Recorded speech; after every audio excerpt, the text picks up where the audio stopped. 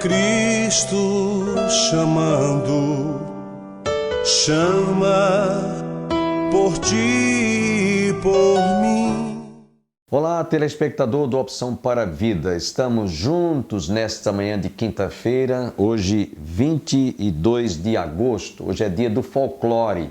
E eu espero que você, telespectador que está conosco, continue com seu coração aberto e receptivo para receber a palavra de Deus. E nesse iniciozinho do nosso programa, eu convido você para meditar comigo no versículo do dia. Está no livro do profeta Isaías, capítulo 40. Lembrando que nós estamos fazendo as nossas meditações do versículo do dia no livro do profeta Isaías, capítulo 40, versículos 30 e 31. Os jovens se cansarão e se fatigarão, e os jovens certamente cairão. Mas os que esperam no Senhor renovarão as suas forças e subirão como asas como águias, correrão e não se cansarão, caminharão e não se fatigarão. Essa promessa gloriosa que Isaías faz no capítulo 40, nos últimos versículos, mostra que o Deus que nós servimos, o Deus que nós conhecemos, é o Deus que dá vigor à vida, que fortalece, que renova as nossas forças, que nos faz andar faz voar como a águia, que nos faz caminhar sem nos sentirmos cansados ou fatigados pelos desgastes desta vida. É assim que Isaías apresenta Deus como aquele que está realmente com os que confiam nele, os que esperam no Senhor, renovarão as suas forças, subirão com asas como águia, correrão e não se cansarão, caminharão e não se fatigarão. A águia é uma das aves que tem mais resistência e capacidade de voar nas alturas, não é? Ela faz os seus ninhos nos lugares mais quase que inalcançáveis, podemos assim dizer. E é assim que Deus nos faz sentirmos seguros quando cremos, quando nos colocamos sobre os seus cuidados. Ele realmente protege a nossa vida, Ele nos ampara, Ele nos faz sentir seguros e tranquilos. É essa a diferença que faz entre pessoas que acreditam em ídolos, em detrimento daqueles que confiam no Deus que tudo pode fazer por nós. Os ídolos, eles têm boca, mas não falam. Têm pés, mas não andam. Têm mãos, mas não apalpam. Têm olhos, mas não enxergam. Têm ouvidos, mas não ouvem. Têm boca, mas não falam. Som nenhum lhe sai da garganta. No livro do Salmo 115 diz que torne-se semelhante a eles que confiam e creem nele. Enquanto que o nosso Deus, Ele está pronto para nos ouvir, seus olhos estão abertos, seus ouvidos atentos a toda oração que se fizer neste lugar. Guarda e ponha no seu coração estas promessas deste versículo do dia. Nesse instante, queremos deixá-los com o pastor Musselman, trazendo mais uma reflexão sobre o tríplice ofício de Cristo como sacerdote.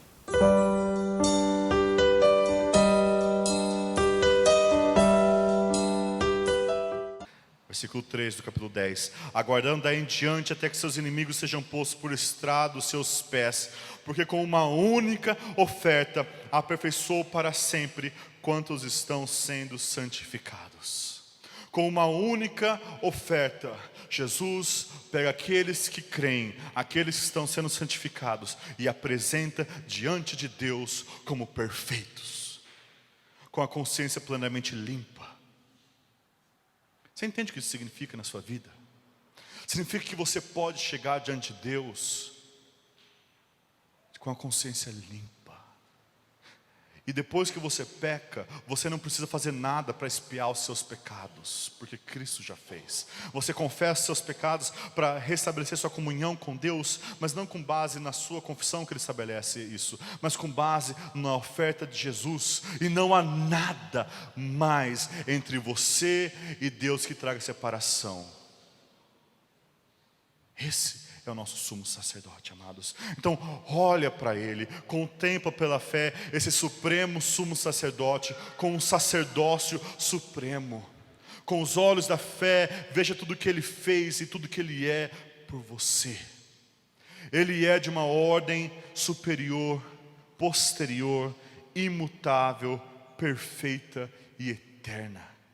Ele é o sacerdote e mediador superior a todos os outros, não só dos sacerdotes judeus, mas qualquer pessoa que se queira colocar entre Deus e os homens. Jesus é melhor, Ele é o único caminho para Deus. Que caminho, amados, consegue levar você até um Deus que é santo, puro e justo? E no mundo aí, há duas opiniões que prevalecem: o caminho da religião e o caminho da irreligião. O caminho da religião diz o seguinte: por minhas obras, Deus vai me aceitar, eu vou entrar. E o caminho da irreligião diz: não tem nada de errado comigo, Deus tem que me aceitar. Esses dois caminhos são falsos. E na verdade, a raiz do problema é a mesma. Ambos desprezam a dignidade de Deus, a santidade de Deus. Tanto o religioso quanto o irreligioso consideram mais a si mesmo e suas obras, e não percebem quanto eles estão poluídos pelo pecado. Eles acham que a santidade de Deus é baixa. O religioso acha que ele pode abaixar a lei de Deus por uma coisa que ele consegue cumprir, sendo que a lei de Deus fala: amarás o Senhor teu Deus de todo o teu coração, de toda a tua alma, de todo o teu entendimento, de todas as suas forças. E eu pergunto para você: que segundo da sua vida você já fez isso? Amou a Deus com tudo que você tem. Esse é o maior mandamento. A cada segundo você quebra o maior mandamento. Não tem como você chegar pelas suas próprias obras diante de Deus, porque você quebra a cada segundo a lei de Deus. Agora, o irreligioso, ele acha que Deus não tem padrão, que eu posso chegar a Deus por mim mesmo, que Deus vai me aceitar assim como eu sou, então eu posso viver no pecado da forma que eu quiser, e Deus é obrigado a me aceitar porque eu sou muito bom. E os dois caminhos que estão presentes no mundo, eles levam ao inferno, porque eles não consideram que Deus é santo. E ambos caminhos, aquele que quer ser justificado pelas suas próprias obras e aquele que quer ser justificado por quem Ele é, eles confiam em si mesmo e não em Cristo. O religioso que faz, que vem no culto, que dá o dízimo e fala: olha, eu faço todas essas coisas, por isso Deus tem que me aceitar. Em quem que ele está confiando? Nele. O irreligioso que diz: não tem nada de errado comigo, Deus tem que me aceitar. Em quem que ele está confiando? Nele. Nenhum deles está confiando em Jesus. Então, tanto aquele que vive tudo certinho, mas confia em si mesmo, como aquele que faz tudo errado, mas confia em si mesmo, os dois caem no mesmo pecado da incredulidade, porque confiam não em Jesus. Mas Deus tem um caminho melhor, que é o caminho do Evangelho. O caminho do Evangelho diz que Cristo é o mediador de uma aliança melhor, que pode restaurar o seu relacionamento com Deus, e só nós precisamos confiar nele, porque pelo sacrifício dele, ele rasgou o véu que nos separava de Deus. E se você confiar nele como seu sacerdote, como seu mediador, o sangue dele vai cobri-lo e perdoá-lo de todos os pecados. Não pelas nossas próprias obras, mas porque ele fez a obra, e nós confiamos nele. Se você crê, você vai ser salvo, se você ainda não crê. Talvez alguns pensem: você não sabe as coisas que eu fiz, você já não sabe os pecados que eu vivi nessa vida, e quão fundo na lama eu estou. E eu pergunto para você: você sabe o que Cristo fez? O sangue de Jesus é muito maior do que qualquer pecado que você tenha realizado em vida. É muito superior para cobrir qualquer consciência culpada e limpá-la plenamente. Jesus perdoa o pior dos pecadores pelo seu sangue. Talvez você pense: mas você não sabe quem eu sou. E eu perguntaria para você sabe quem Cristo é?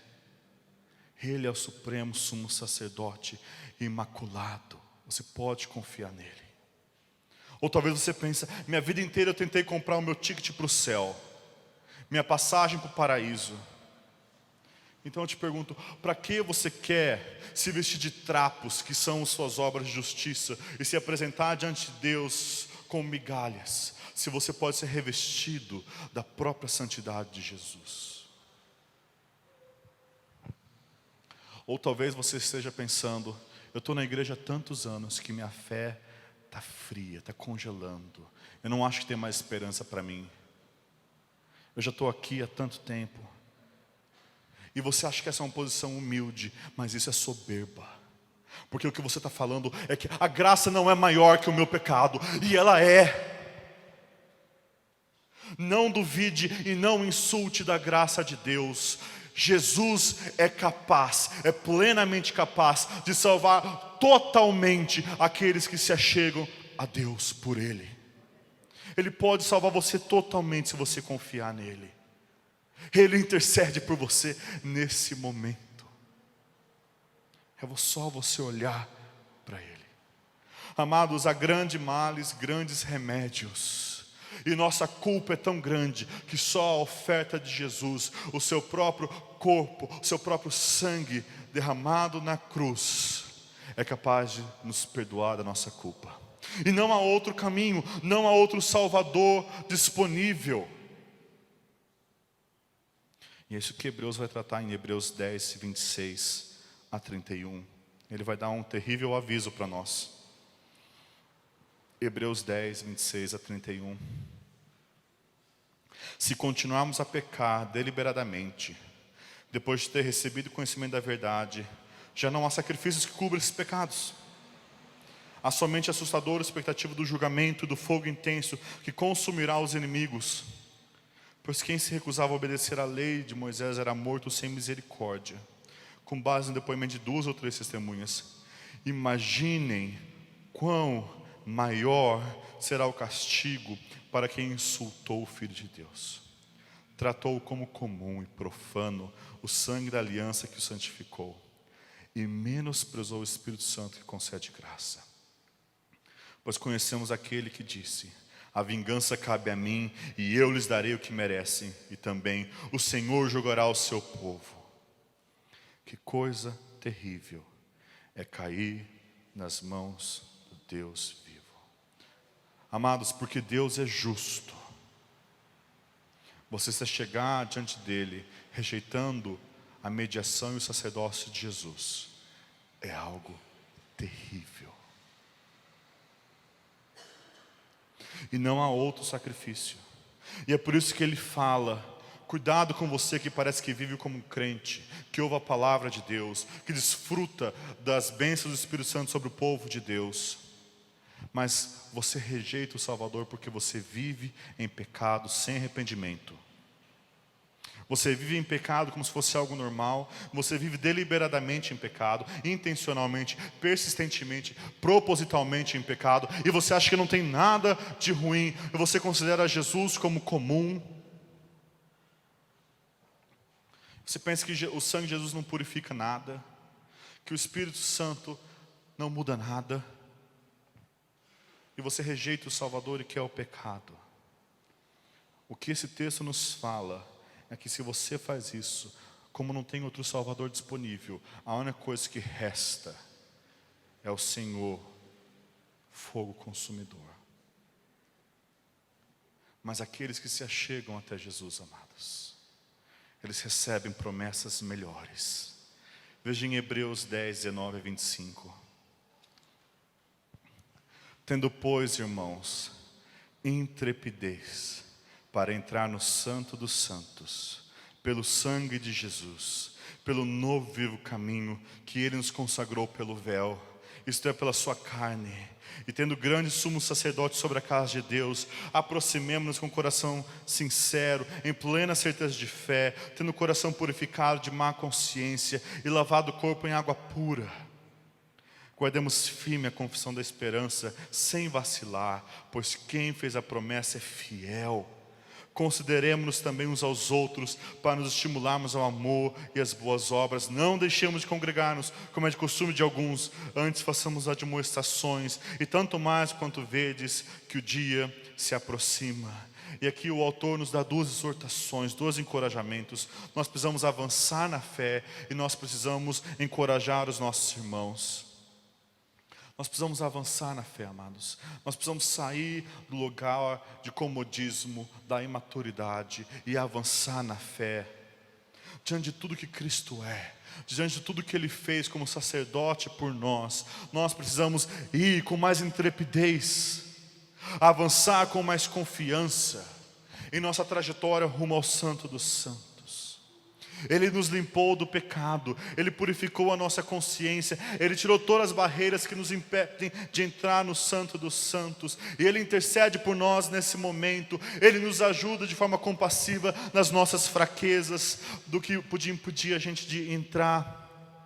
E Ele está sentado como rei à destra da majestade, falando: vem meu filho, com mais intrepidez, e avança rumo ao Santo dos Santos. Tira as coisas que podem te barrar. Tira todo o peso e todo o pecado que te atrapalha. Corre com perseverança a corrida que foi proposta. Persevere, pois aqueles que creem verdadeiramente são aqueles que perseveram completamente. Jesus, amados, já fez a obra. Creia e persevere. E a segunda exortação que Ele nos dá é que nós precisamos encorajar uns aos outros. Eu não sei se você percebeu, até aqui Ele falou sobre as glórias dos céus. Jesus tem entrado no Santo dos Santos, tem oferecido como sacrifício perfeito. E depois desse texto vem aquele terrível aviso do perigo do inferno e da ira de Deus. E no meio de tudo isso, no meio do céu e do inferno, Ele coloca: você precisa da igreja, você precisa dos seus irmãos. Vocês precisam viver juntos, congregando e admoestando uns aos outros. Nós precisamos entender também o nosso ofício sacerdotal, amados. Jesus, como sumo sacerdote, ofereceu em amor sacrificial a sua vida, e Ele nos chama a fazer o mesmo pelos nossos irmãos. Como sacerdote, nós oferecemos nossa vida em louvor de gratidão a Deus, mas nós buscamos antes servir do que ser servidos. Amar sacrificialmente como Cristo amou. Esse texto então nos encoraja a olhar para o nosso irmão como Jesus olhou com misericórdia para nós, e a refletirmos: você tem amado como Jesus? De forma sacrificial.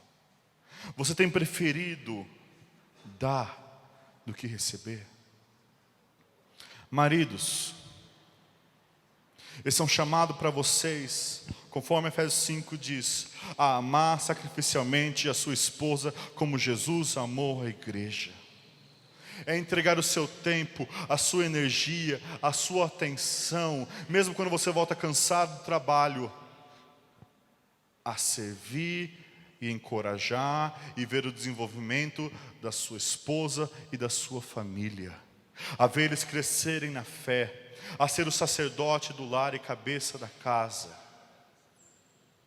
A você, depois que volta de um dia cansado do trabalho, falar: o meu turno ainda não acabou.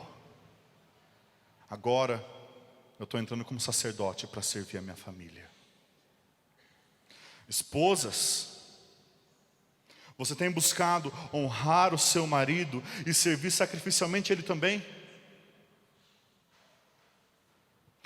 E servir sacrificialmente não é servir na murmuração. Se você tem problemas com o seu marido, amadas, coloca diante de Deus. Deus é um juiz melhor que você.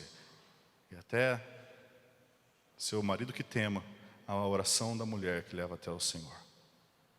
Sirva sacrificialmente como modelo da fé e de paciência, para que Deus use isso. Líderes dessa igreja ou de outras igrejas, Você que lidera pessoas, você que ensina, você que discipula, eu quero perguntar para você, você está cansando de servir? Você sente que você está desanimando e o fardo parece que vai pesando? Eu quero que você olhe para Jesus, que mesmo carregando a cruz, Ele avançou. E mesmo caindo, Ele se levantou e avançou, mostrando o seu amor perseverante e sacrificial por nós. Líderes, pastores, presbíteros, diáconos, sirvam sacrificialmente o povo de Deus, como Jesus nos serviu. Membro de igreja, será que você, como Jesus, tem buscado servir em vez de ser servido? Dar antes de receber, porque há mais alegria em dar? Ou você tem tratado a igreja como se você fosse um sanguessuga, e você vem para receber, para sugar, e você nunca se devota à igreja, você nunca se devota aos irmãos, você vê a igreja como o seu consultório espiritual, onde você vem, dá a sua oferta, e agora eu quero serviço espiritual para a minha vida. Essa é a visão do mundo da igreja. A visão de Cristo da igreja é um exército que marcha em serviço um ao outro, rumo à terra celestial.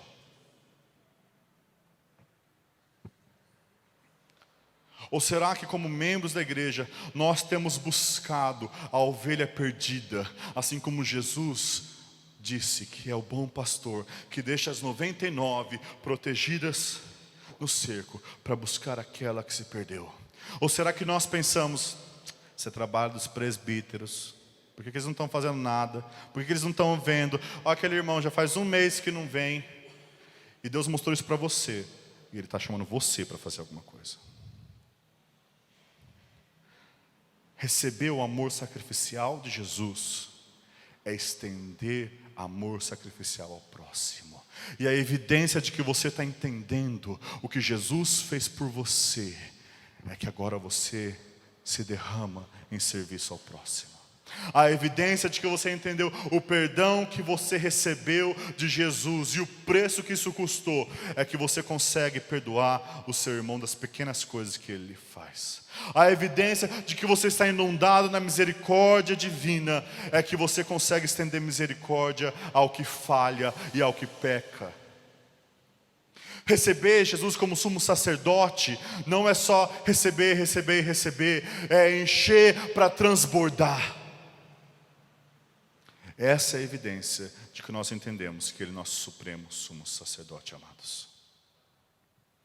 Para concluir, há grandes males, grandes remédios. Não há outro remédio, amados, além de Jesus. Então rejeitá-lo é fatal. Mas aqueles que abraçam Jesus, aqueles que olham com fé, aqueles que recebem, vão encontrar um Salvador todo suficiente, plenamente capaz de salvar. Nós andávamos em ignorância, mas Cristo, o nosso profeta, nos revelou perfeitamente o Pai e a vontade de Deus, e a luz dele brilhou nas nossas trevas. Nós perambulávamos em corrupção, mas Cristo, nosso Rei, conquistou e fundou a cidade da salvação, nos libertou dos nossos inimigos, da morte, do diabo e do mundo, e nos guia rumo à santidade e à terra prometida. Nós rastejávamos em culpa, mas Cristo, nosso sacerdote, ofereceu a si mesmo como cordeiro sem mácula, no tabernáculo celeste, não construído com mãos humanas, como oferta definitiva e perfeita, a fim de nos purificar e nos incluir da nova aliança, baseada em promessas superiores. Em Jesus você tem tudo o que você precisa, porque Ele é o seu profeta, o seu rei e o seu sacerdote. Então você pode comer do pão da vida e você não vai sentir fome. Você pode beber das águas cristalinas e você não vai sentir sede. E com os olhos fixos em Jesus, temei o Senhor, ó vós, os seus santos, pois nada falta aos que o temem, porque nós temos Jesus. Vamos orar?